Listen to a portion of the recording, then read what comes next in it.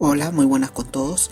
Esperemos de que este lunes 16 de octubre a las 10:30 de la mañana estén alentando el partido entre Sporting Cristal y Atlético Grau, correspondiente a la tercera fecha del Grupo A de los playoffs del Torneo de Reservas 2023.